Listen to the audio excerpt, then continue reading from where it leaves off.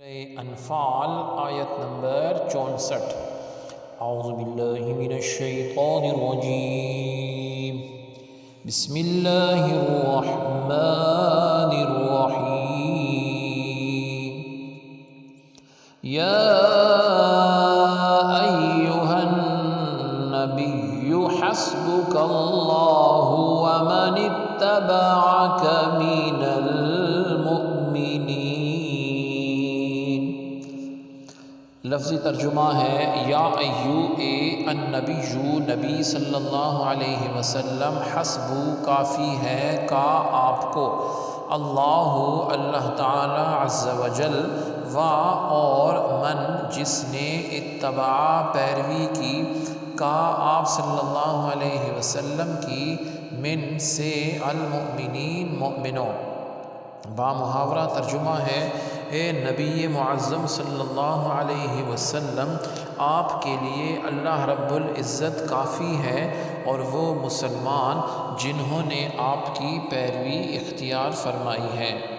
اس سے پہلی والی آیت میں اللہ تعالی عز و جل نے کفار کے دھوکہ دینے کی صورت میں نبی اکرم صلی اللہ علیہ وآلہ وسلم سے اپنی نصرت اور مدد کا وعدہ فرمایا تھا، اور اس آیت میں اللہ تعالی عز و جل نے ہر حال میں اپنے نبی صلی اللہ علیہ وسلم کی مدد اور نصرت اور کامیابی کا وعدہ فرمایا ہے۔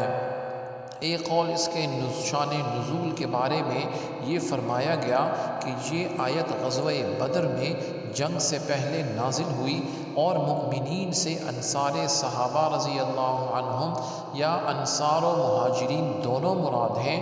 حضرت عبداللہ بن عباس رضی اللہ عنہما سے روایت ہے کہ یہ آیت حضرت عمر فاروق رضی اللہ عنہ کے اسلام قبول کرنے سے متعلق نازل ہوئی۔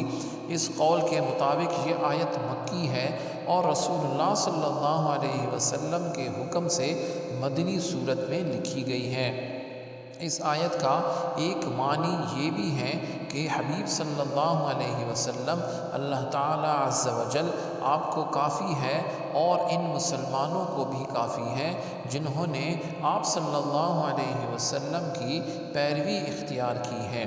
اور دوسرے معنی یہ ہیں کہ نبی صلی اللہ علیہ وسلم، اللہ رب العزت آپ کو کافی ہے اور آپ کی پیروی کرنے والے مسلمان آپ کو کافی ہیں۔ بعض تفاسیر میں یہ بھی لکھا گیا ہے کہ نبی علیہ السلام کی حفاظت اور سیکیورٹی کے لیے کچھ صحابہ اکرام متعین تھے۔ جب یہ آیت نازل ہوئی تو نبی صلی اللہ علیہ وسلم نے ان کو نہ رہنے کا اشارہ دیا، یعنی سیکیورٹی ہٹا دی گئی، کیونکہ اللہ رب العزت نے ہر حال میں آپ صلی اللہ علیہ وسلم کی حفاظت کا ذمہ خود لے لیا۔ سبحانک اللہم و بحمدک، اشہد ان لا الہ الا انت، استغفرک و اتوب الیک، وصلی اللہ تعالی علی خیر خلقہ محمد وعلی آلہ و اصحابہ اجمعین برحمتک یا ارحم الراحمین۔